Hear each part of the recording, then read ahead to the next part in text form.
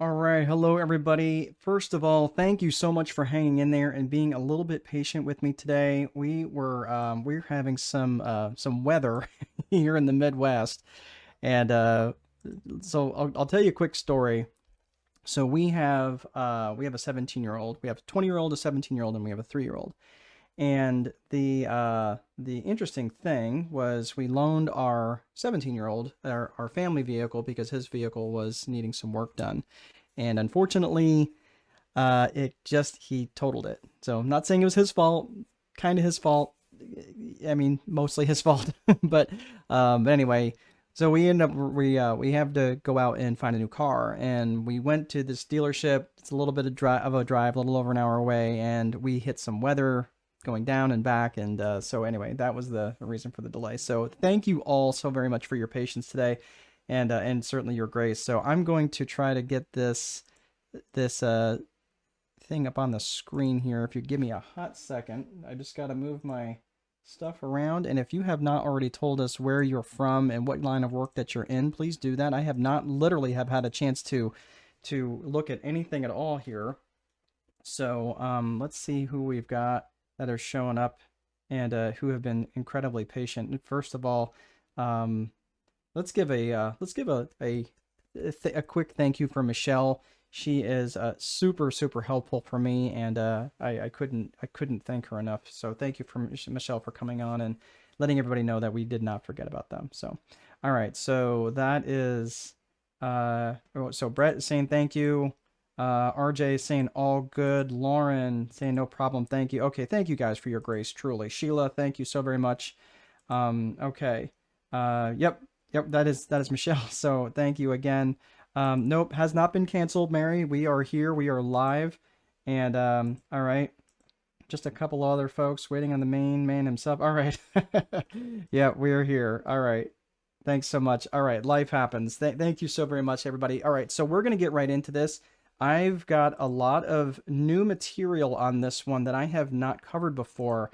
So Brett is from Tavistock, Devon, England. Oh, Brett, it's late there. All right. Well, thank you for sticking around. I really appreciate that. You're an IT design, print, and telecoms company.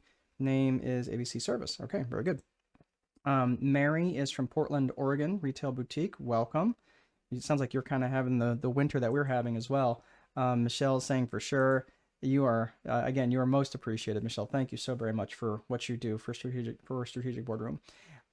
Patrick is Charlotte, graphic design in UI or UX design. Excellent. Very good. All right. Well, thank you so very much for hanging in there and being a little patient. Let me go ahead and share my screen because we do have a lot to cover. And there is a little bit of new material that I have put on that I put in this one. And I've taught this one a couple of different ways. And I wanted to show you some marketing some of the marketing faux pas that I have done, and not necessarily faux pas. That's actually wrong for me to call them that. They were marketing. They were really marketing tests because really, truly, marketing it's about a lot of testing, and it's about getting it wrong a lot more than getting it right. But when you get it right, you get it really, really right, and that's so you gotta fail, and you gotta fail fast when it comes to marketing. And that's probably the biggest lesson that I could pass along is when you're failing, don't let it be this massive failure. Don't put all your eggs in one basket when it comes to marketing. But when you find a winner and you see that it's winning, that's when you pour the gas on. That's when they pour the fuel on. So that's probably the biggest thing that I wanted to say. So you are Nikki Seth is in San Francisco. You are the founder, and Sheila, you're in I'm assuming Raleigh Durham. Does that make sense? All right, and you are a founder. I'm not sure a founder of what, but oh, Nikki's asking founder of what? or sorry, Brett is asking founder of what? Yeah. So we're just kind of the reason I'm asking these questions is in terms of what type of business that you guys are specifically in is why that I can make this relevant to you. So I just wanted that's why I'm asking the question. But if you don't want to share, that's totally fine too. Are you going to record and share the recording? Yes, Mohammed. Thank you for asking. So I don't know if you've been on with this before, but if you have registered through this call through Eventbrite, we have your email address. We will be sending you the replay.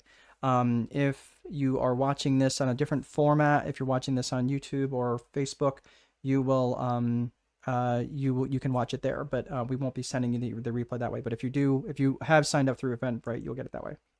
Edna is saying travel, and you are in software as a service. That's what Nikita is saying. She's in SaaS. Lauren, hello. I am joining from Chicago, owner of an aging life care management company as a 20-year medical social worker. Lauren, I feel like we've met before. That sounds very familiar to me. So, welcome back. I think I've got that right. Vladimir Maldonado,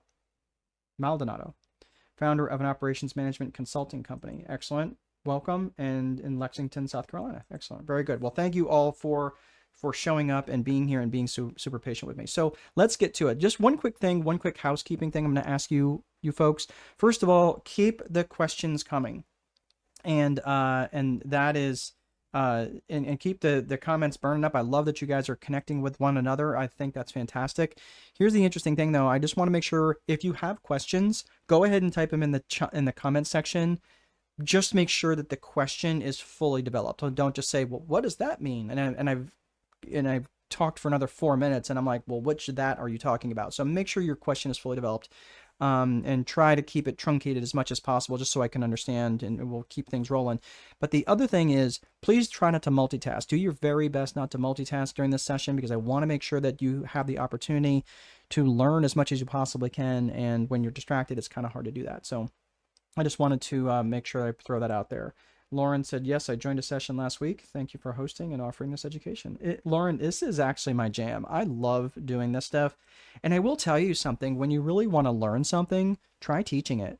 And I have been teaching and doing this sort of stuff around strategy and top-down approaches to business for close to 15 years now.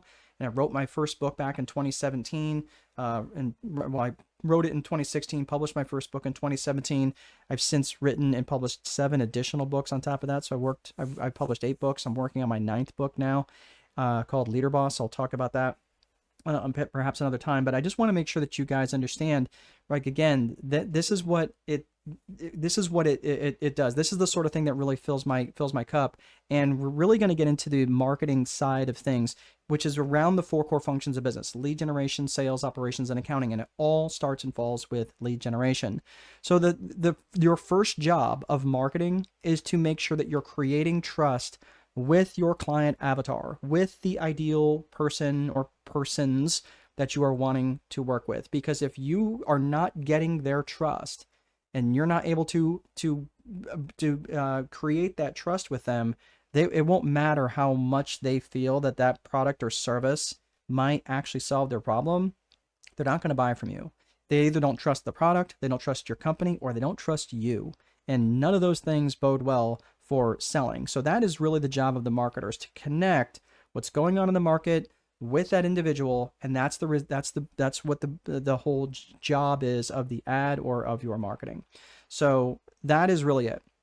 So I want you to think the fastest way to do that, the fastest way to create trust with your avatar, is to demonstrate that you know what you're talking about, to demonstrate competence. And yes, but it all rises and falls, of course, on character. We'll talk about that when we look at trust. Not just trust triggers, but also the 7 levels of trust, seven areas around trust. But that's really the fastest ways to demonstrate that you know what you're talking about. Show them a problem, and then show them how your solution, how your product or service is the solution to that problem. That's the fastest way to help build and create trust. So I want you to think about that. How can you demonstrate competence to your avatar? And when you've got, let me just make this quick point, is the market judges you by your samples. The market judges you by what you give away, right? What you give away for free, but the market judges you by your demonstration. So when you start thinking about how you can do this, again, sometimes you just have to walk them through what it is what your product or service is able to do. I remember an old ad, and I remember this so well because I believe, and I'm 99% certain, it was a Lexus commercial, and there was a there was a group of guys with the drumsticks. Okay, and this was played in the United States, and it was the guys with a bunch of drumsticks, and they were basically hitting these pieces of metal, right? And it sounded like kind of like an orchestra, basically, but it was like literally 100 people hitting these pieces of tin, and it sounded like cymbals, right? Because they were hitting these things. Well, at the very end, what they talked about was how quiet the Lexus was, because it was the layers of metal in the car were sandwiched by rubber, some sort of latex, and then metal, and then latex, right? So it was rubber, and then metal, and then rubber, and that is what made the car so quiet. So at the very end, all of the other ones that were hitting the basically the tin stopped stopped drumming, and they were hitting this piece of metal that had rubber and metal and rubber on it, right? You might remember that commercial. Let me know if you remember that commercial. And all you could hear was tap, tap, tap, tap, tap, tap, tap, tap, tap, tap. And it wasn't making that cymbal sound. And I remembered that. I was like, oh my gosh, that is a demonstration that was so profound for me. And I was like 11, right? It's like I wasn't even a car buyer, but I remembered that so well because Lexus was so ahead of its time in driver comfort and driver safety. There was another Lexus commercial where they demonstrated. So if you remember that commercial, let me know. But there was another Lexus commercial where it had this car, this Lexus, that was parked on a frozen lake. And I remember this because what they did was they stomped down on the gas, and of course the wheels spun. And then they hit the driver traction control, which was new, which was a new feature. And they stomped on the gas, and instead of the car spinning, it spun a little, but then it gripped, and then it gripped, and then it gripped, and then the car, of course, started moving. That was another demonstration. So that created a lot of trust in the market when they were doing those sorts of demonstrations in their advertising. So I want you to think about how those demonstrations really meant a great deal to their buying audience. And if you remember any of those commercials, please let me know. Of course, I'm also 53. So, I was a child of the 80s, and we grew up on our sitcoms and the commercials in between those sitcoms. So anyway, so how do we create trust? I want you to look at the 7 areas of trust. And the first 2, competence and character, these are really, really important, because if you cannot demonstrate that you know what you're talking about, and if you're not going to demonstrate good character, okay, that's going to be really an uphill battle for every area of trust that you have. And I would tell you that these 2, and this is truly my opinion, but I really feel that competence and character are 2 trees that share the same root system. They are 2 independent trees, but they share the same root system. And the reason for that is because, again, if character dies, competence really isn't going to matter. If competence isn't there, character only takes you so far. So these 2 things right here, every other aspect of trust are the fruits of these 2. Some of them are a little bit more competence-based. Some of them are a little bit more character-based. But I'm just telling you, and some of them actually kind of overlap into both. But I'm just telling you that competence, demonstrating that you know what you know, and especially for sales, especially if you're a leader, and this is not really our leadership course, but if you're a leader, you have to show and demonstrate competence in more than one area. A lot of times it's multiple areas, especially if you're going to be effective as a leader. Character, it all rises and falls on your character. If you're gonna, let's say for those of you, you do your own marketing, you do your own sourcing, you do your own lead generation. If you show up, for example, on let's say at a networking event, right? And you get totally rip-roaring drunk while you're there, and you're a married person, and you start hitting on other people, and making advances towards them, right? That's demonstrating a pretty sour character, right? Well, it doesn't matter what you know at that point in time. There's much fewer people, if anyone, is going to want to do business with you, right? Because it's demonstrating lack of character. So these are the sorts of things that I'm just showing. And again, so if you're trying to build trust quickly, demonstrate lots of competence, and of course, demonstrate good character. If you want to destroy trust with someone else, start to demonstrate lack of character. That's the fastest way to destroy trust. So let's look at the other areas: caring, confidence, commitment, communication, and consistency. These are pretty straightforward, but again, we've all heard about caring. People don't care what you know until they know how much you care. That is so very true. And that's got a lot to do with character. Confidence, trust. How much confidence would you have in me if I kind of came on here and said, well, I don't really know so much about marketing, but I'll talk to you about a couple things, and maybe it might make a big difference for you. That's not very confident, right? Demonstrating that confidence builds trust. And unfortunately, there's a lot of con men who really run that confidence game because they can just say whatever they want, but they say it so confidently and with such conviction, it creates trust, right? So think about that. Commitment. What is your level of commitment to demonstrate that trust? Again, we're talking about this in the aspect of marketing. And I know this sounds super like, what does this have to do with marketing? It has everything to do with marketing. Because if they can't trust you, you might be weak in one of these 7 areas and they're not going to trust you and you will never know why. So it's really important that you stop and think about this for just a second and go, wait a minute, how am I demonstrating commitment? Right? If I was saying, well, and when it comes to commitment, several of you have businesses of your own, right? And we've got, for example, Sheila. She's saying that she's a founder of a media company. We got Nikita Brent saying thank you. Okay, sorry. Okay, so these were all comments from before. But if let's say for argument's sake, I've got a lot of entrepreneurs and a lot of small business owners that follow me. And when I ask them what they do, a lot of times they're going to say, well, I do, and I'm being a little facetious here, but they'll say, well, I have a marketing company and I also do laptop repair. You're like, okay, what does one have anything at all to do with the other? If I've got, say, like a $5,000 laptop, okay, and I'm going to trust my $5,000 laptop to someone who does marketing, air quotes, and also does laptop repair, I'm going to be like, I don't know, right? Would you go to a heart surgeon that does heart surgery and can refresh your mulch on the weekend? Right? That doesn't make any sense, right? So how committed are you demonstrating how you're committed to your product or service? That matters. That's a commitment trust. Communication trust. How well do they communicate? Not just how well they are spoken. That matters, right? Are they dropping a lot of profanity? Because that can be a communication problem. Or do they not communicate often enough? That can be problematic. How about consistency trust? Consistency trust, again, how consistent are you showing up with all these different areas? Again, how consistent are you in creating trust? Are you following up consistently? Are you showing up consistently? Are you doing the things that you're supposed to be doing consistently? So all of these aspects of trust are really, really important. And you need to be demonstrating those areas of trust in your marketing.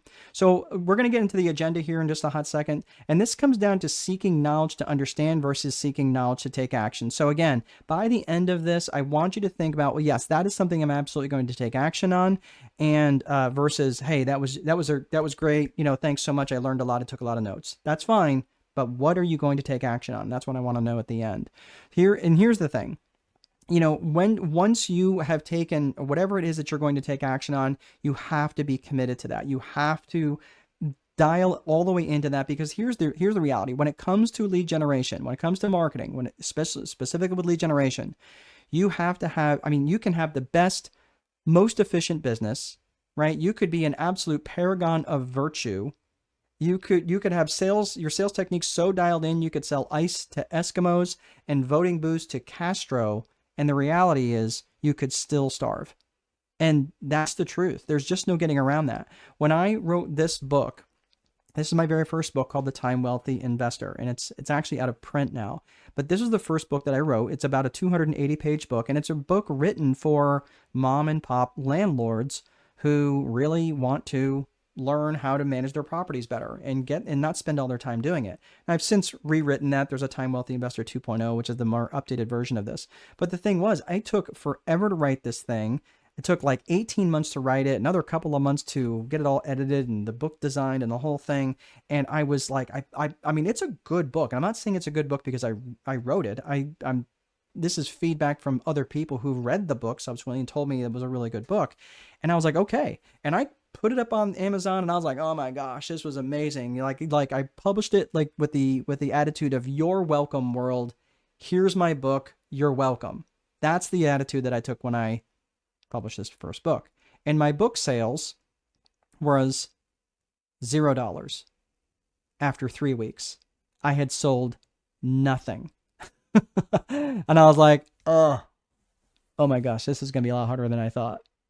The thing was, again, I did no marketing. I did none whatsoever. And I was like, okay, it doesn't matter how good the book was. I may as well have been hollering it inside of a closet because no one knew about the book.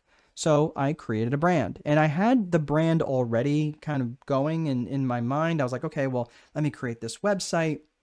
I have this brand. Then I started learning all about funnels and ClickFunnels and Russell Brunson and read all the books. And I was posting and marketing and emailing and cajoling and putting a lot of effort into selling the book. And I paid for Amazon ads. I paid for Facebook ads. I paid for Google ads. And my volume increased tremendously. And I spent 3 months, 90 days, doing nothing but trying to sell these darn books. And from all that effort, I went from $0 in sales to $95.64. I was so frustrated. I was so ready to give up. I had 2 years to write and publish this book, no sales, another 90 funnels. I felt like the only people that were making money were the marketing people, right? So that was what was really frustrating, and only have 12 sales. And keep in mind, this is 12 sales. This isn't profit. This is gross sales. I was basically selling the book at break even just to try to get some traction. How many of you would have felt discouraged at this point? Like, this is this is my "are you kidding me" photo, right? Why didn't they buy the books? Because I was trying to sell them information when what they wanted was transformation. I was trying to sell them books when what they wanted was to make their life better. Okay, I was trying to sell the trip, not the vacation. And that's a big difference. So fundamentally, also, they didn't trust me. They didn't trust that I knew what I was talking about. Plus, the other side of it, of the equation, was maybe they didn't trust themselves to buy yet another book that would probably sit on their shelf. How many of you have bought books? And again, if I had 3 hands, I'd put them all up. How many of you have bought books that you never read? Right? So comes a personal trust factor that they didn't trust themselves to buy another book that they probably wouldn't read. Okay? So, as that stack of shame is just, glaring at them and looking at them over and over, right? So they didn't trust themselves to implement, so they didn't buy it. I had done very little to demonstrate or create trust with the avatar. And again, those 7 elements of trust is what we talked about. I had done none of that. I hadn't really, and not only that, we're going to be talking about desire, but I hadn't really addressed the type of traffic that they were. And we'll talk about that here in just a second. But this is what my monthly revenues look like. I mean, eventually I did start making some money, and it really wasn't from any book revenues, right? I went from that first, roughly 2018, I was making just maybe $1,000 a month at most. I had some coaching clients, and then I went to about $8,000 a month. Then, of course, by the time on the other side of COVID, I was making about $17,000 a month. So I was doing much, much better, but it was not. I mean, it took me a while to figure out how to do this. So the main thing I just want to encourage you, and this is not to impress you or anything like that. That's not why I'm showing you this number. I'm showing that if you keep learning, you allow the market to teach you what it's saying. The market is very clear. It's like, nope, we do not like that. Nope, we do not like that. Oh, but we kind of like that. Really? So again, one of the things is that even though people didn't really necessarily want to buy the books, they did want to buy me. They wanted what I had to teach them. And that was what the important thing was. So someone is asking, what do you mean by avatar in your references? Your avatar is the ideal person you want to work with. We're going to get to that in just a second, but your ideal client avatar is specifically who and ideally you want to work with. And it's important that you be specific. That's a really good question. We are going to come back to that. So thank you. Ripa, thank you very much. Okay. So let's get to the agenda. The agenda is, first and foremost, we're going to be talking about the systems of a business. We're not going to get super granular in the systems component just because that's generally more for some other aspect of business, but it is going to be important for us to bring that up so you understand the context. Next is the psychology of business, and we'll talk about individual and organizational psychology and buying psychology. And then we're going to get to the 4 core functions, which have to be true in every single business. And then we're going to get to the marketing, the actual magic of marketing, and how marketing ties all together in all of this. and then we're going to give you away some resources. So everything that I'm going to be talking about here, I have written about in this book that's over my shoulder, and the one that's on the screen right now is The Time Wealthy Advantage. That's my 8th book. If you want to buy it, you can get a copy of it on Amazon. It's probably the best way for you to order it if you're outside the United States. If you're inside the United States and you'd like that and access to some other bonuses, and I can sign it for you, just go to strategicboardroom.com and you can buy it there. Again, I'm not here to promote the book. I just want to make sure you understand. Many of you want to go deeper on the Viper framework than what I'm offering today, and this is where that this is where that comes from, is that book. All right, so the Viper method is it's an acronym which stands for Vision, Infrastructure, Process, Execution, and Reporting.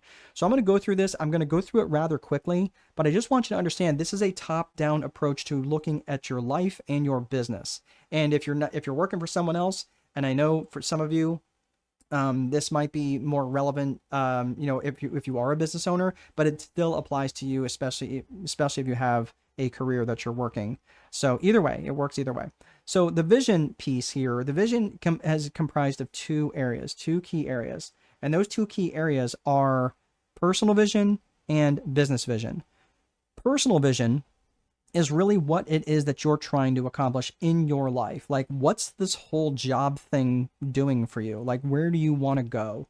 Brett, where do you want to go? Lauren, where do you want to go? Ripa, where do you want to go? Vladimir, where do you want to go in your life, right? Where do you want to go if your life wasn't determined by income generation? If your job description wasn't a life description, what would that be? And I want you to think about this and be really specific. Where do you want to go? You wake up tomorrow with $30 million or 30 million pounds or 30 million euro or whatever.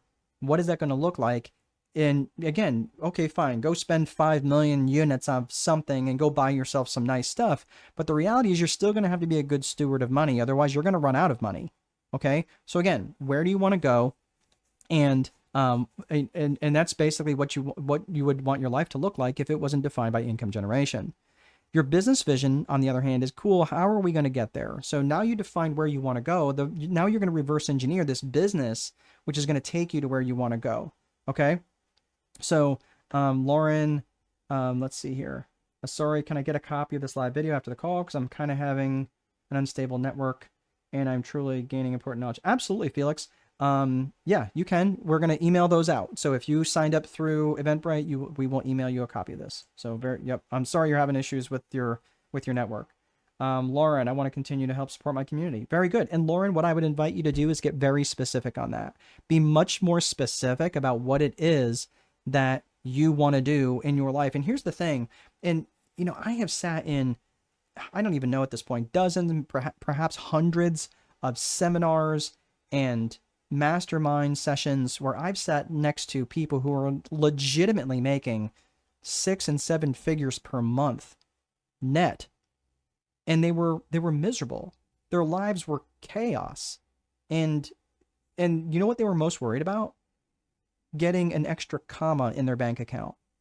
That was crazy, right? And the reason for that is because they had created a business vision without ever giving any sort of consideration to a personal vision.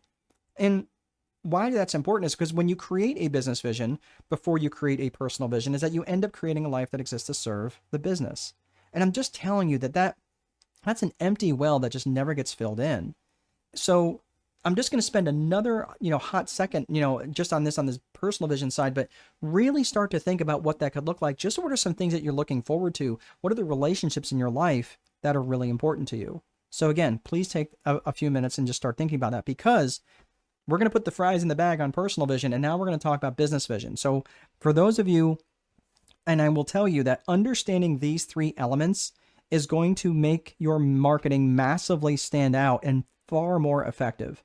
And I'm just telling you this because when people are weak in these 3 areas, they find their marketing wonky and they're trying to hit everybody, and it's disconnected and fragmented at best. So let's look at the 3 C's of business vision. So the 3 C's of business vision are core purpose, core values, and client avatar. So Ripa, you were asking about avatar. We're going to talk about avatar here in just a hot second. So we'll get to the end of that here at the end of the 3 C's. So your core purpose is specifically what business are you in and what problems do you specifically solve? And it's really important that you be as specific as you possibly can be. And I'm talking about the core purpose. I mean, I know there's probably lots of ancillary things that you can do, but realistically, asking, what business are you specifically in and what problems do you specifically solve? This is really important for you to start to think about this so you can dial in and know what your product and services really do. And I know that there's lots of businesses who do lots of different things. Yeah, but what's the core purpose? What's the core purpose, right? Think about that. So, if you have a car dealership, can you do car repairs? Well, yeah, but your core purpose is probably to sell cars, right? Makes sense. I mean, can you do alignments? Sure, but it's probably more to sell new vehicles, not necessarily service old vehicles. Because I mean, could you do both? Sure, but what again is the core purpose of the business? Okay, this day. Wow. All right. So know if I'm gonna be able to stitch this together. I have no idea where I was at. Okay, we were in the middle of core values. Okay, we just wrapped up. We put the fries in the bag on core, on, let's see here, core purpose. All right.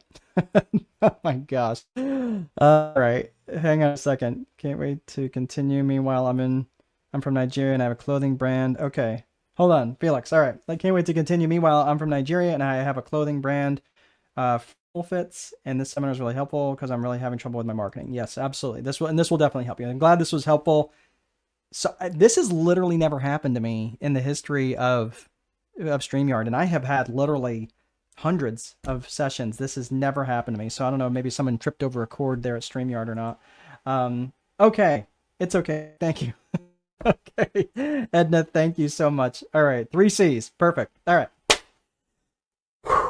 All right, I'm going to get a drink of Coke real fast. And here we are. All right. Lost a few people, but we are back. Hopefully, I have no idea how in the world I'm going to get this copy over to everybody, but I'll try to stitch it together somehow. All right. So let's go back to the so we just wrapped up core purpose. Now the core purpose, again, in case I hadn't made this critical point, the core purpose, it probably helps up share the screen. Let me see here, share screen, and there we go. Okay, perfect. There we are. So what business are you specifically in and what problems do you specifically solve? And it's really important that you be specific in those answers. Because if you're not specific in your core purpose and you're trying to wander around too many different areas, it's going to be very confusing for the person or people that you're trying to sell to. That's your avatar. So let's get to core values. Core values is what matters to you about this business and how would the world be worse off if you went out of business. So in other words, think of it this way. Because our businesses are simply an extension of us, like your business is an extension of you, right, Brett? Edna, I'm not even sure who's here anymore. Felix, very good. So what I'm saying to you is when you're thinking about your business, you have a set of defined core values that are important to you. That's important to remember because when you're thinking about this, you're like, okay, well, if your business is an extension of you and your core purpose, your core values is what's important to you about this business, the core values what helps create the company culture. And the company culture and the company brand are inextricably linked. You cannot separate those two. The company culture is what's experienced by your employees, by your vendors, by your subcontractors, by the people who help deliver the deliverable, the fulfillment, the operational function. The company culture, the company brand is what's experienced by your customers. Okay, so that's why I'm saying you cannot separate those two. And if you have a weak core set of core values or not defined at all, they will be defined. Your company will be defined by the strongest personality that happens to be in the room. And that's not always good. So, and if that's not you, because you hired someone that maybe is a little bit more of a bully when you're not around, well, guess what? Now your company is known for that. So I just want you to understand from the core values perspective, what matters to you about this business and how would the world be worse off if you went out of business. It's important to define these things because again, it will really make a difference. And when you have a defined set of core values, this will also help you figure out who it is that you most want to work with. So let's look at, we talked about core purpose, we talked about core values. Now let's talk about client avatar. Client avatar is who specifically and ideally do you want to serve? Not every person in the world, but who specifically and ideally do you want to serve? And if you start making statements like, well, anybody who wants indoor plumbing, really? Anybody? Anybody at all? Because, I mean, I'm assuming you'd want to work with people who have money to pay for it, right? And I know that sounds kind of silly, but there's a lot of people who have no problem not thinking that through, and they end up doing a lot of stuff for free. Does anybody have maybe had one of those clients that just wanted everything in the moon, and you're like, oh my gosh, like what would make you happy? That's because it's a bad alignment with your client avatar, which, by the way, needs to share a set of core values that you have. So that's important. And I want you to define these people geographically, demographically, and psychographically. Geographically is where they are. That's pretty straightforward. Demographically is who they are. Are they married? Are they single? Are they old? Are they young? Like, I really want you to get dialed in to who this ideal person or couple or maybe board of directors or whatever, who are these people? Really get clear about who they are demographically. And then finally, think about their psychographics. Their psychographics is how they think and how they buy. That's going to be really, really critical, because when you think of how they think and how they buy, I want you to think of the acronym ALIA. That's ALIA. I want you to think of their attitudes. I want you to think of their lifestyles. I want you to think of their interests, and I want you to think of their goals and their aspirations. So their attitudes. What's their attitude towards education? What's the attitude towards life, right? Are they a victim of everything, or are these people who are more empowered, self-empowered? Are they motivated? What's their attitude towards, again, I mentioned education. What's their attitude towards people in power or whatever, politics, whatever happens to be, like, who are these people? Okay. Think of their lifestyle. What are their lifestyles like? I tend to work, a lot with people who really enjoy business, but they also enjoy giving back to their communities. And are they young and jet setting, or are they old and kind of homebodies? They like to hang around at home, right? Do they have kids? Like, what's their lifestyle like? What's their interests?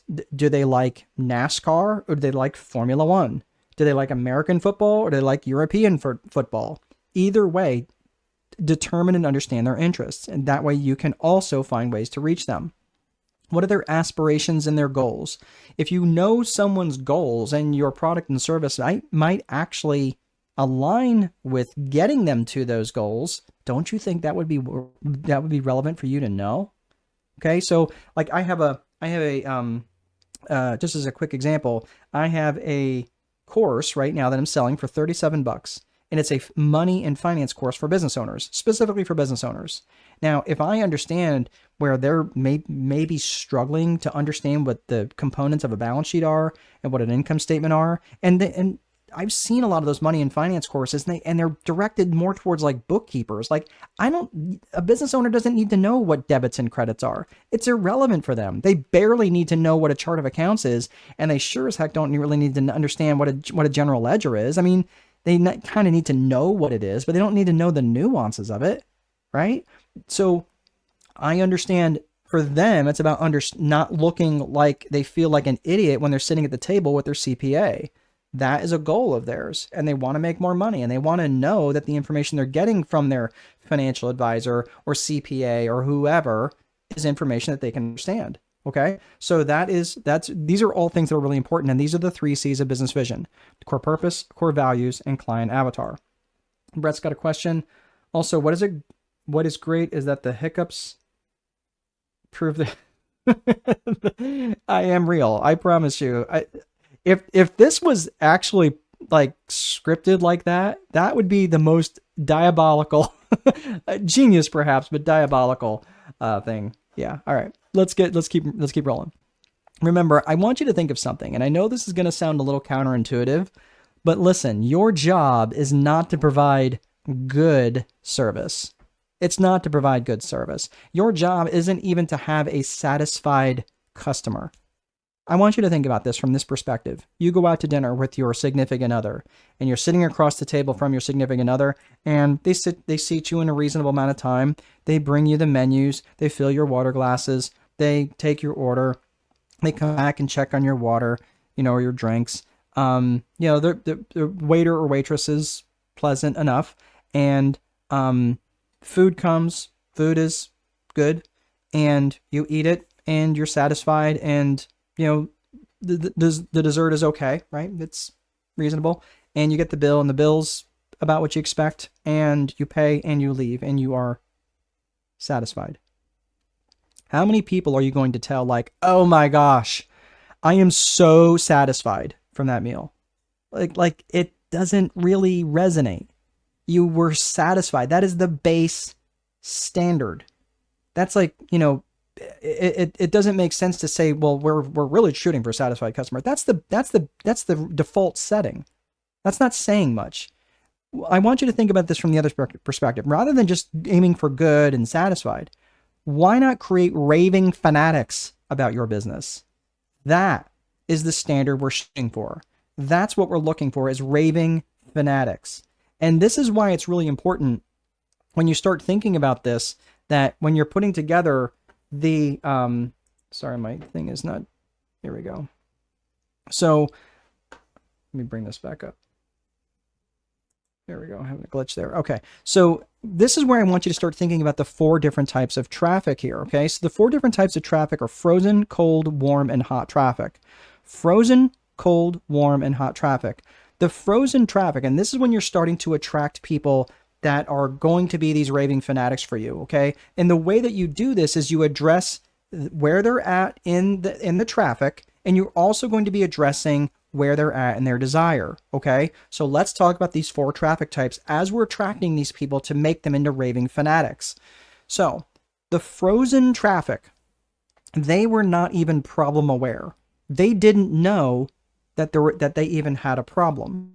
Okay. I'll give you an example here in a second. Cold traffic is aware that they have a problem. They're aware that they have a problem, but they don't really know what to do with it. Okay. The other side, where am I? Oh my gosh, why is this giving me such much different problem? Oh, here we go. Okay, that's weird. All right. The warm traffic, they are aware that there's a problem, and warm traffic is also aware that there's a solution. They may not know where to find the solution, but they know there's a solution. Okay? Hot traffic is not only problem aware and solution aware, they are aware that you are a potential possibility for the solution. Doesn't mean that they're ready to buy. That is not what hot traffic means. It just means that they are you aware. They're problem aware, they're solution aware, and they are you aware. So let's look at this as an example. Let's pretend that you jump on the internet and you're looking at something, and all of a sudden it says, hey, and you see this article, and I'm using this air quotes. It says this article says 7 ways that cucumbers are going to kill you. And by the way, this includes pickles. And you're like, oh my gosh. You're like, sweetheart, did we have pickles on our burger last night? You're like, she's like, yeah. Or he's like, yeah. Okay. Oh man. 7 ways cucumbers are going to kill me. And this includes pickles. Man, I got to click on this article. Click. You've all been there, right? Same with me. You fall for it. You even know you're falling for it. You just don't care. So now you read in this article, and this article is saying, okay, and I'm making all of this up. I actually have very little knowledge about cucumbers or even where they come from. But let's say that, most cucumbers come from Ecuador, and they're grown in a certain type of soil. And because it's grown in certain types of soil, when they come to the United States and they're sprayed with a certain pesticide, that actually can create butt cancer. And you're like, oh, that's not cool because I don't want butt cancer, right? So you're like, okay, well, so you are now problem aware. You are now problem aware. Okay? You weren't problem aware before. You were frozen traffic. You didn't even know this was an issue.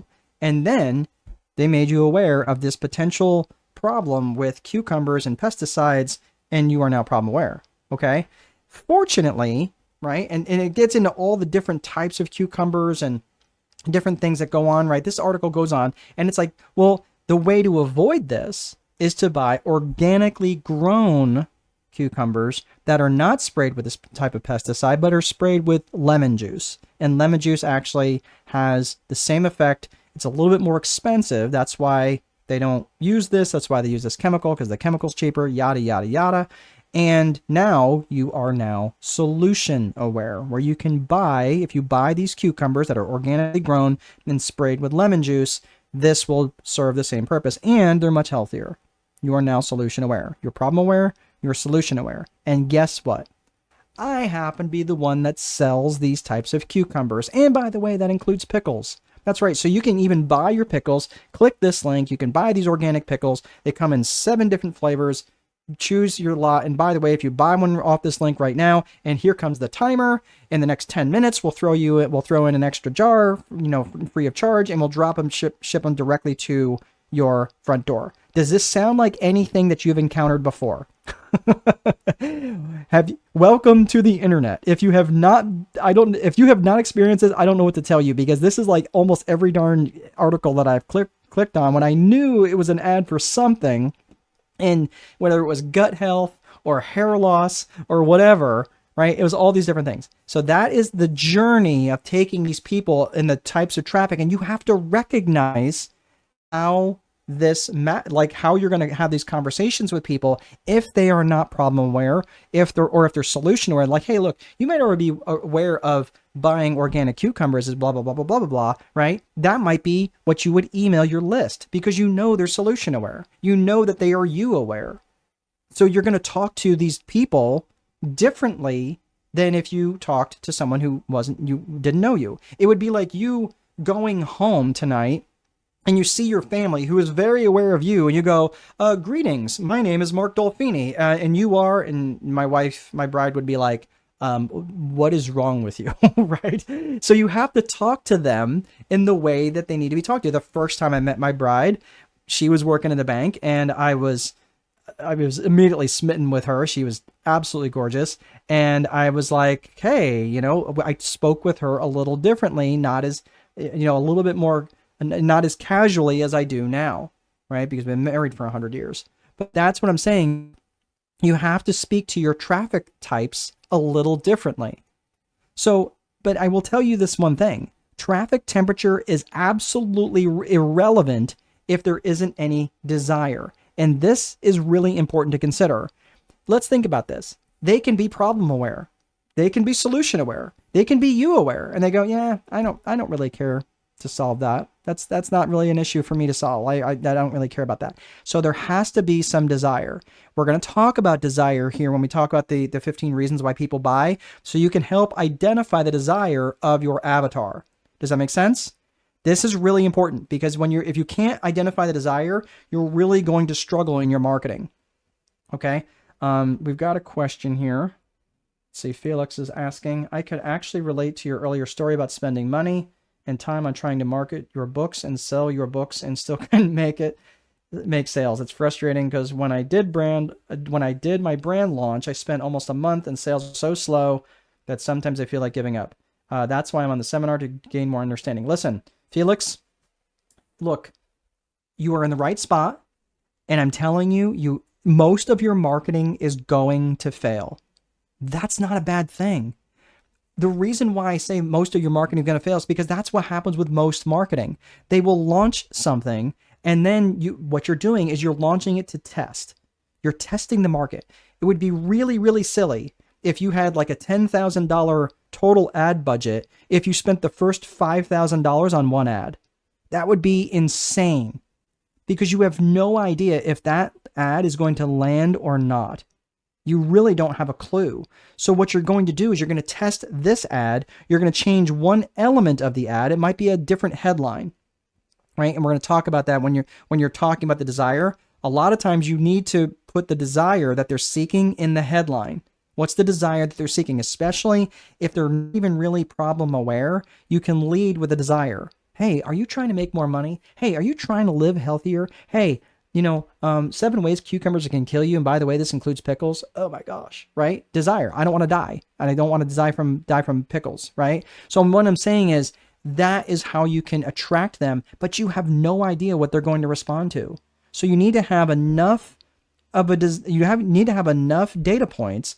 Around 500 to 1,000 is about the data points that you want to see. So if it's getting like all these looks, but no one's really clicking on the ads, then you can say, okay, well, the ad sucks, or the headline probably sucks. That's why people aren't clicking. Okay. So we'll come back to that a little bit, but I want you to understand that this is really important when you're starting to think of the desire. Okay. So let's get back to the rest of it. So the Viper framework, again, we talked about personal vision, we talked about business vision, and the 3 C's of personal vision. If you are not clear on those 3 C's of personal vision, it's really important that you take the time to unpack those things. Let's talk about infrastructure. Infrastructure is the bones of the business. It's the desks, the chairs, the software. It's just the things like that. And it's the websites, right? When you're talking about marketing, this is going to be really important for you to think about when you're talking about specifically around marketing. I want you to think about your things that, especially with the infrastructure around your marketing, your lead generation, you're thinking about, okay, your CRM. This is a way for you to track the people that come into your atmosphere for you to reach back out to them. Because again, for those of you, you come into this atmosphere, you're going to hear from me again. We'll get an email from time to time. For those of you who may bought something and I've got your phone number, I've got your address, you're going to be getting stuff from me from time to time. Why is that? Because you're in my circle. It's what I owe you. And if I have other things that some are free and some are not free, but either way, if I can solve a problem for you and I have the tool in my toolbox to do that, I have a moral obligation to share that with you. That's marketing. That's what that does. So again, I had a really good book in The Time Wealthy Investor that really could have helped probably millions of people who don't manage rental properties well. And as a result, I did such a terrible job of marketing that there's a lot of people who are left suffering, and not just the landlords, but the residents who have to rent from them. So I want you to think about your CRM. I want you to think about, different CRM types like Pipedrive, Go High Level, HubSpot, even something like Monday.com. These are all different CRMs that serve a little bit different purpose. And it's not just CRMs, but they can also do outbound lead generation and things like that. So I want you to think about sourcing software. This is other infrastructure. This is software and websites, which are related to like LinkedIn Navigator. So you can find these people to actually send marketing to. Apollo.io is another one that does leads that can scrape lists for you. There's another one called Lead IQ. Those are all different things where you can find your avatar. There are others, pieces of infrastructure around the automations and integrations thing, which is around like MailChimp, which is an automation, a email automation. Constant Contact is another automation. There's other like Zapier or Odoo. Those are integrations that will connect different people to different lists. So for example, I have people that come to me on what is it through ClickFunnels, for example. Say they buy a book or they buy that course, that $37 course. They buy that on ClickFunnels, and because they bought it on ClickFunnels, now that gets zapped to my email automations, right? So it enables them to do that. So I want you to think about this. So infrastructure is absolutely, really, really vitally important to your business. So you might think, well, if infrastructure is so vitally important to the business, why does vision come first? Here's why.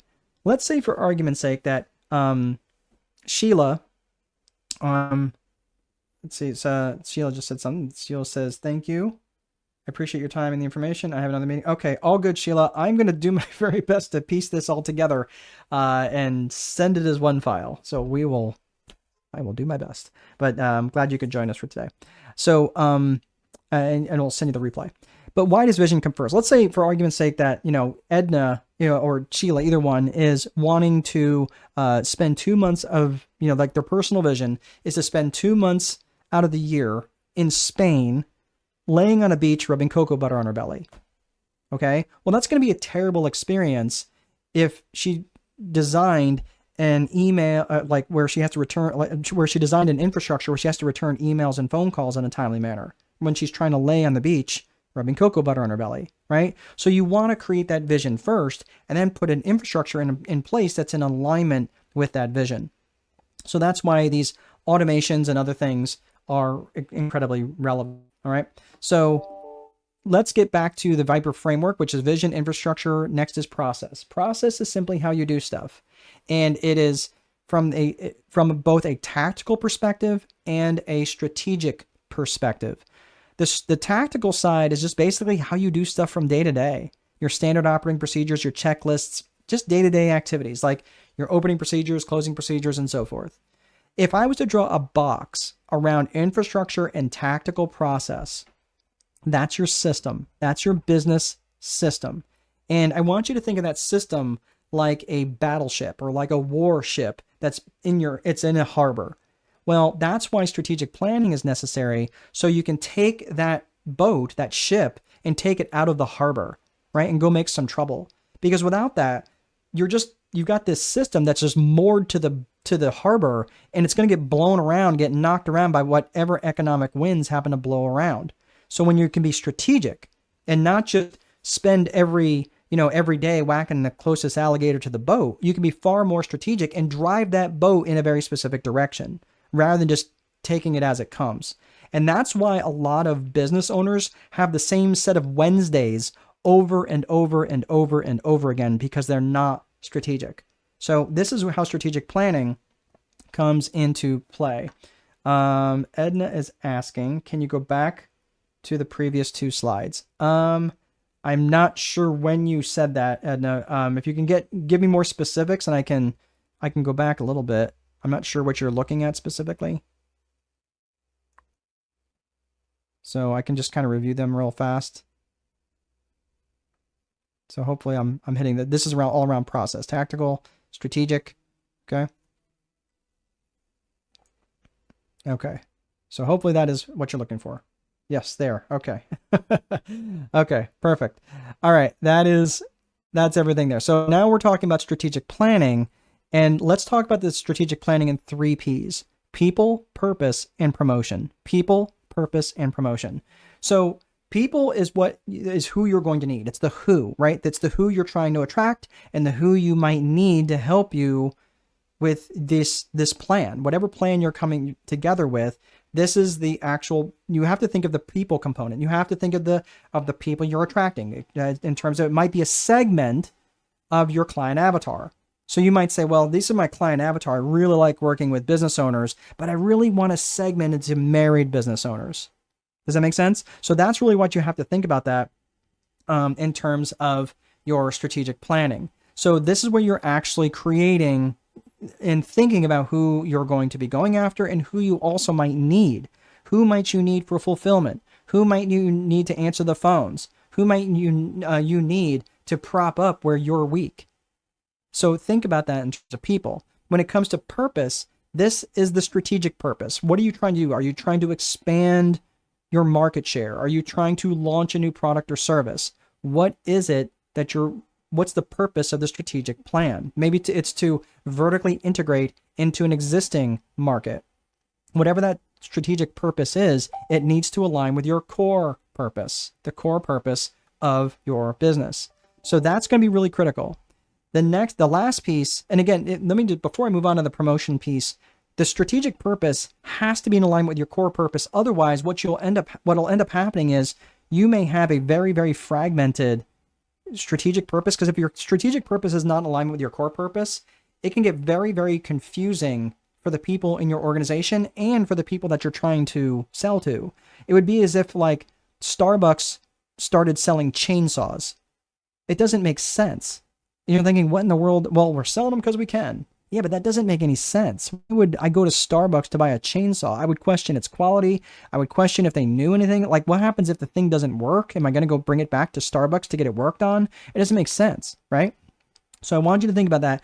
That when you are aligned that way, that also prevents you from being distracted by shiny objects, which, again, this is where you start chasing too many rabbits and you end up catching none. The last component of this is promotion, and promotion is communicating, but doing it a lot. Okay. So again, it's like, think about having like a teenager living in your house. How many times do you have to ask them to do things? Generally more than once, right? That's what I'm saying. With promotion, it's not just outward promotion of what it is that you're doing with your strategic plan, but also inwardly. You have to talk about it a lot, because, and as much as I love you and my fellow entrepreneurs, the problem is you tend to have a lot of ideas. And when you bring these ideas, all these different ideas to your staff all the time, it's going to drive them bananas. So you have to be really consistent in your communication and promoting this very specific strategic plan. Okay. Brett is saying yes there. I'm assuming that was for the slides. Lead generation. I'm not sure. Are you thinking of the sourcing bit like LinkedIn Navigator and Apollo IO? Yes, there. Okay. I'll tell you what, I do have to keep rolling because this video is gonna get ridiculously long. But those, the LinkedIn Navigator, Apollo IO. Let me do this. I'll do this real fast because I think what you're trying to find. Let's go back. Lead generation.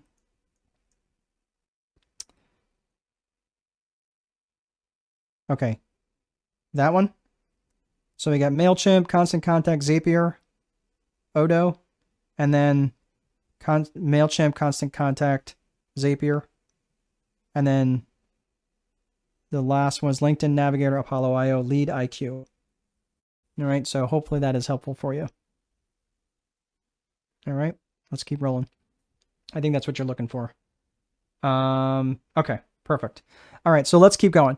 So the yep, Brett, you are like incredibly helpful. So thank you. Okay, so we've gotten to the strategic planning part. So now that all of that is done, now we're putting the fries in the bag on process. We talked about tactical, we talked about strategic. Let's talk about execution. Execution is incredibly important because execution really understands that a good plan violently executed now is far better than the perfect plan executed next week. And the reason that execution has its own component within the Viper framework is because most plans fall apart in their execution. And that's just the way it goes. And most of the time it's because, again, I get it. I love you guys, but this is because you have like 97 things that you're trying to do on your to-do list today. Ask me how I know, right?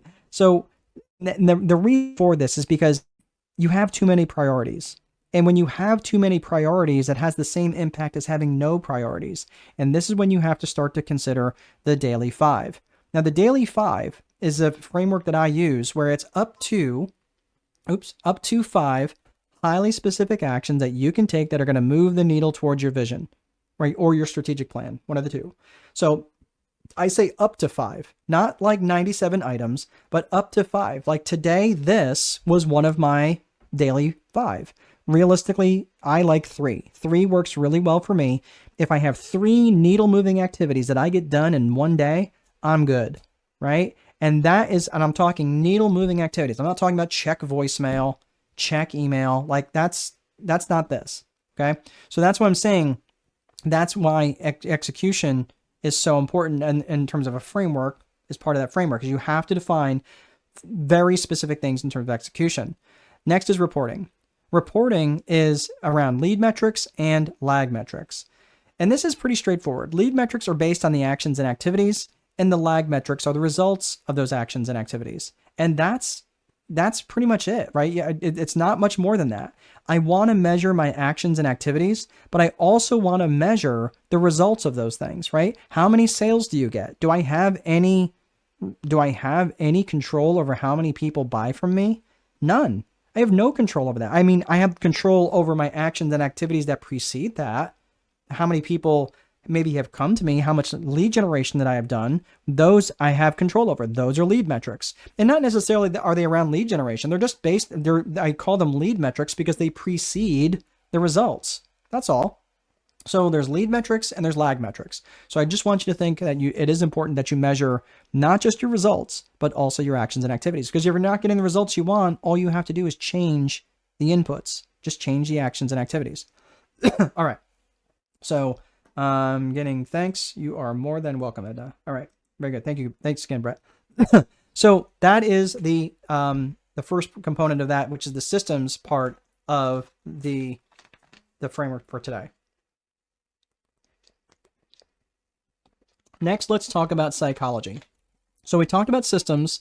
Now let's talk about psychology. And that's really important when you're thinking about the different lessons on leadership and management and things as you're going into your, hold on a second, there we go. So systems are important, but they're only going to get you so far. So when you're looking at psychology, you're talking about individual and personal psychology, and you're talking about business and organizational psychology. You're thinking about things like self-worth and self-management and limiting beliefs, things like that. You're also looking at things like external and internal business psychology and organizational psychology. So when you're looking at at external business psychology, you've got, again, internal and external. Internal psychology of things like management and leadership. Those are the internal components of business psychology. When you're looking at external psychology, you're looking at your vendor psychology and negotiations. Even things like politics make a difference in external psychology. You're also looking at buying psychology, and that's going to be really important. And that's where we're going to be going. We're going to be talking about that here in just a hot second. But I want to first, before I talk about buying psychology, it's important that I put that in the context around specifically the four core functions of business. So let's talk about the four core functions. And these have to be true in every business. The four core functions of business are lead generation, sales, operations, and accounting. And your customer's journey through your company happens in that order. And that's important to recognize. So when you're thinking about lead generation, everything has to be supportive of the lead generation function, or otherwise you're out of air. You're going to run out of runway. So this is really, really important. So as you go through this, and this last component here, which is the true marketing magic, you're starting to think about the four core functions of business. Now, remember when I talked about desire? This is what's going to help you uncover the desire, the 15 reasons why people buy. So I'm going to take myself down so you can take a quick screenshot of this. But the reasons why people are going to buy is because they want to make money. They want to save money. They want to save time. They want to avoid effort. And that could be physical effort. That could be mental effort. They want things easy. That's to escape pain, which could be emotional pain, physical pain, right? Whatever it is. They want more comfort. They want better health. And that can be in the form of less stress. They want to feel more love, gain praise, increase their status. They will buy for truth, especially if they have felt lied to in the past. They will buy for growth. They will buy for novelty just because something is new, right? Let me go back to growth. And then growth could be growth in their knowledge, growth as a person, growth in their wellness, right? More control. I'll talk about novelty. They'll buy just because something's new. They'll buy to be in more control and or get more perceived certainty, or they will buy to be in contribution to others. So here's what I want you to do. Here's some homework. What I want you to do is I want you to come up with as many reasons, directly or indirectly, how you help people make money. I want you to come up with 10 reasons. 10 reasons how you help people make money. Even if you have a very different product or service, you'd say, well, I don't really help people make money. Directly or indirectly. How do you help people make money? How do you help people directly or indirectly save money? Come up with 10 reasons there. Come up with 10 reasons under each of these categories, and all of a sudden, you have 150 different ways how you are going to help people with your product or service in each of these areas. And somewhere in there is a key desire that you are going to use in a headline. And this is how you start to develop how you can reach these people in a very effective way. Okay? This is work. This is real work. And this is the sort of work that people don't want to do in their marketing. They just want to throw stuff up there and see what sticks. That's why, I'm sorry, like the social media platforms that started doing advertising, it's genius. They make it very easy to put up very crappy marketing. It's just what it is. But the ones who are doing it well are the ones who test, right? They test this one and they test this one, and they don't change any other variable. So which out of those two, which one converts? Well, neither one converted. Okay, well, how about this one and this one? So A and B didn't convert at all. How about C and D? Well, C got a little bit. Okay, right? So now let's try C and E, right? And C and F. Well, F beat out C. Okay, so now we got the new control. Now we got new variables, right? Do you see what I'm talking about? This is how you actually make your marketing magical. Not just by throwing stuff up there and seeing what sticks, but by actually being scientific. Remember, the whole point of this is to create trust with your avatar. By addressing them in this way, when you're addressing their desires, they're going to say, oh my gosh, that guy gets me. That gal gets me. Especially when you can address their desires and start educating them and walking them through from cold traffic and going, hey, are you really having trouble with your website? Right? And you don't really even know who to ask, and WordPress is just getting more and more complex. Oh my gosh, yeah, that absolutely resonates with me. Okay, cool. Listen, if you're a business owner and you and you struggle with this and you don't really know where to go and you're just kind of worried from day to day, let's talk, right? Or, hey, here's a quick thing that we can do. I can give you a free blah, blah, blah assessment, yada, yada, whatever it is, right? But that's what I'm talking about when you're walking them through that, okay? And in your marketing, this is where people get hung up on features and benefits, but they never bring them all the way through to the meaning. What do I mean? The feature of something is what it does, right? The benefit is how it benefits you, right? How it makes your life a little better. The meaning is the emotional response to the benefit. And the meaning is what matters the most. So for example, let's say I was selling a car and I said that car has 500 horsepower. Okay, that's a feature. The benefit of 500 horsepower is it goes from 0 to 60 miles an hour or 100 kilometers per hour in like 3 seconds. That's a benefit. The meaning is that you're going to feel like the coolest guy or the coolest gal on the block. That's the meaning. That's the emotional response. You're not selling, you're wanting to sell the meaning. You want to sell the fantasy. That's the thing you're selling. Not the feature, not the benefit. And not suggesting that the feature and benefit are not relevant. They give the meaning context, right? If you want to feel like a really cool dude and you're like, okay, yeah, right? Well, you should buy a car. You're like, that's not, okay, that's kind of a roundabout way to say it. But when you talk about the car, you talk about the 500 horsepower, you talk about the benefit that you get, then you attach the meaning to it. And that is what gives the features and the benefits give the meaning context. So I want you to think about that when you're putting these out in your ads. And the meaning, again, the desire can be brought out by the headline. The headline is so incredibly important. Because here's the thing, I want you to put this out there. I tested several headlines for this very session, right? It's called Marketing Magic for Business Owners. Marketing Magic for Business Owners. The first one was the lead generation multiplier. Everybody hated it. I think I got like 8 people that signed up and no one showed up for that. I didn't change a thing.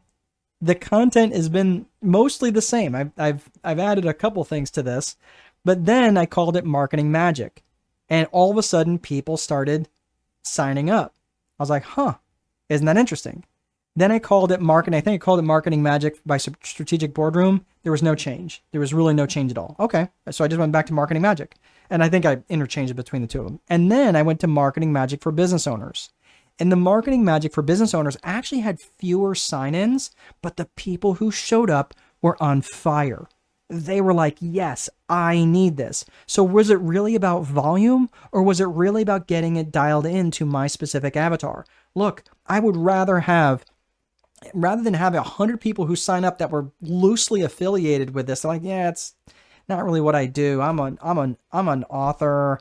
I'm a painter. You know, like I write poetry. I don't really consider myself a business owner, right? Most of those people, many of those people may not. But if I start saying Marketing Magic for Business Owners, now I might only get 30 people that sign up, but almost half are going to show up.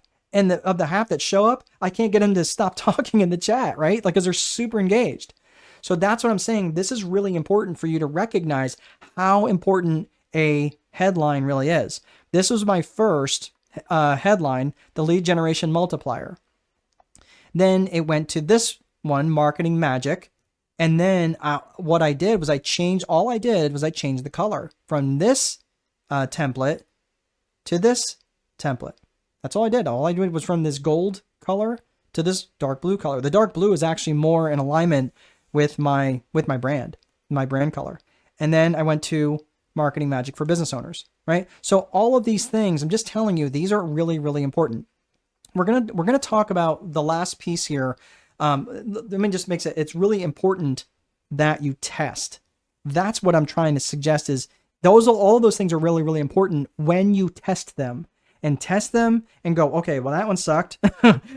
What could I change? What's one element I could change that would then give me a different response, perhaps? Okay, so I changed it. Didn't change anything else. didn't change where I advertised, didn't change anything else. And all of a sudden I got a lot more people signing up. Okay. And now that I think I've got a winner, I'm going to try to find a better winner, right? So I'm always going to continue honing this. All right. Quality over quantity. Absolutely, Edna. That's the whole point. Is what's good of having a list of 100,000 people where no one's going to respond because they're not really your tribe. That's really important. And Brett is saying 100%. Yeah, absolutely. That's it. I can't agree more. Couldn't agree more. So this is, yeah, that's exactly what I say, Brett. You try to sell to everyone and you end up selling to no one. That couldn't have said it any better. So the trust triggers, in fact, I think I have said that. So, but the fact that you're saying it just validates what I'm saying. It's just when you try to get everyone, you end up getting no one.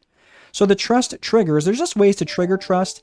You can do that through authority by being the authority on something. Again, think of being an author. That triggers trust with your avatar. You can do that with title, position, credentials, experience, right?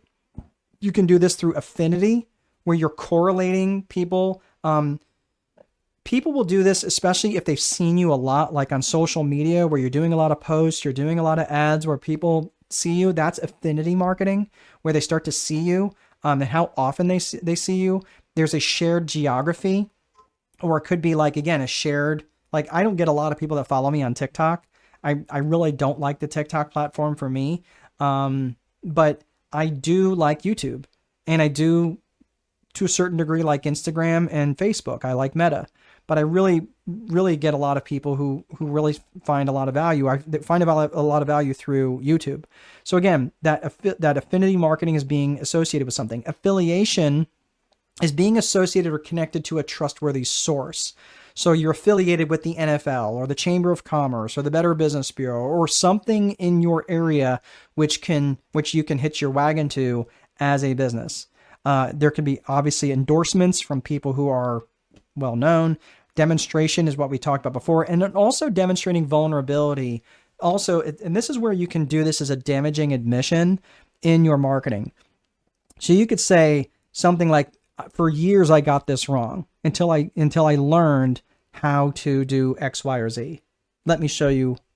Don't make my same mistake, right? Let me show you how to do this, right?" So that could be a damaging admission. And, I spent so many times doing this wrong. And again, like for this, I've told you guys a lot of ways that I've done this wrong. But again, it's not like that's a damaging admission. That's a way, again, that you can build and demonstrate trust. So again, we talked about the levels of competence, character, caring, confidence, commitment, communication, and consistency. I don't want to go back all through these again. We did that earlier, but I just want you to say, how can you create trust with them by demonstrating all of these areas of trust? By demonstrating competence trust and demonstrating character trust and showing that you care, showing that you're confident, showing how committed you are to finding a solution, that you're willing to communicate with them and communicate with them often and communicate with them professionally, and also being consistent. So that's everything that I have for today, guys. I've got one little pile of resources. We talked about the lead generation, sales, operations, and accounting. I just want you to think about this. When you're looking at these two functions here, I'm going to take myself down because it's a little hard to see. But when you're looking at this, I want you to think that a lot of people look at lead generation like the one on the left. Like lead generation and sales and operations and accounting are really just kind of independent functions. And they are different functions. But keep in mind, I want you to look at your lead generation function as if it never, ever ends. And if you look at the one on the right, you might see a little infinity symbol down at the bottom. That little infinity symbol is going to let people know that you're never going to stop. And when it's important to have that ideology, that concept, because you're never going to stop talking to these people. And there's only really one time that you're going to stop talking to them: when they have demonstrated that you're not your avatar, when they have demonstrated that they're not aligned with your core values, which basically is they're not your avatar, or they have died. And assuming you don't want to work with dead people, okay, look, when they have demonstrated to you that you're not your avatar, that's when you stop, right? So I just want you to think, there's one quick thing. I think people tend to go to automation way too soon, or they reject automation altogether. And I just want you to think about this in terms of the different resources that you're thinking about. don't try to go to automation too soon, and don't reject automation out of hand. I was probably more on the other side where I rejected automation. And I tend to go back and forth on that a little bit, but there are values to do that, to getting into automation. Not a fan of mediumship. Mediumship? Not sure I understand what you're saying. But yeah, sorry. I'm lost my train of thought there. I'm not sure what what you mean. So let's get to the infrastructure again. We talked about these, automations and integrations, all of these different things here. These are things that once you know their problems, then it's your job to deliver value as much as you possibly can to help them solve those problems. Give away tons of value. That's how you can demonstrate competence to your avatar. All right. So we are done talking about dead people. The medium, as a medium. I'm picking up what you're putting down. Yes. Okay. Yes. I'm talking with dead people, talking as a medium. I'm with you there. You are good. No, it's not. The problem is that it would be great if we could actually communicate like back and forth, but unfortunately that would become chaos. I've actually used to do these on Zoom, and it was terrible for everybody. It was cruel and unusual. So I asked you in the very beginning of what you're seeking knowledge to understand versus seeking knowledge to take action. I'm going to finish up here. If you guys have any questions, go ahead and put some questions up. I have this one last little bit of story that I'm going to share with you, and then we'll put the fries in the bag after I answer any questions that you may have. So this little photo here, I'm going to put myself down in the corner here, but this guy is actually a bank robber who he and his partner in 1995 decided they were going to rob a couple of banks without any attempt to disguise themselves, with the exception of rubbing lemon juice on their face. And because they rubbed lemon juice on their faces, they thought for sure that would make them invisible to the cameras. I am not kidding. So this sparked these two researchers, Dunning and Kruger, which talked about overconfidence and how this plays a role for people and when people are first starting out. So when you're looking at this, everybody starts down here at the bottom. You have low confidence, but you don't really know much either. Well, a lot of people start out in endeavors with saying, well, how hard could it be? I'm just going to do this, right? We're going to rub lemon juice on our faces, right? Well, so their confidence spikes really, really fast early, but they don't have a lot of competence until they get to something known as the peak of Mount Stupid, right? So then they have a crisis of confidence when they realize they don't know what they don't know. And of course, it comes crashing down into the valley of despair. Unfortunately, this is where a lot of business owners they really struggle, because they get into this valley. They don't understand, like, oh my gosh, why am I struggling so hard? This is really frustrating. So this valley of despair is where a lot of people tend to wander off in different directions or give up altogether. But if you keep building your competence and you start up that slope of enlightenment, this is when you can really get to the plateau of sustainability if you keep going. So the reason I'm bringing this up is because I do have a free group if you would like to join, and I'll go ahead and put this link up here. Let's see. There are a number of people these days that, oh my gosh, no kidding. That is so very true. So what I'm going to do is I am going to share with you as soon as I find it, because everything on my page is a little bit wonky right now. There we go. All right. So I'm going to share this with you here. And if you guys would like to join, there's no charge to join this right now. You can join the group, and it's just a way to communicate and stay in contact with people who are a lot like you. And again, it's just a way for me to continue to have the conversation about different things that you might have. So that is the link right there, but the link is also in the chat. So if you'd like to go to school.com/strategic boardroom, that is where you can find me. All right. So that is all I have, everybody. If there are no questions, guys, I don't know how else to thank you. You guys have been amazing. We had quite a group there, and then it wrapped up, and then it's been a rough afternoon. But anyway, thank you guys all so much for sticking around. I do appreciate you all very much. And I will try to piece these recordings together in some logical sense and get those out to you in your email. Thanks again. It's been a true pleasure. Thank you, Lauren. I appreciate you. All right. Have a great rest of your day, guys. And we'll see you guys in the boardroom. Take good care.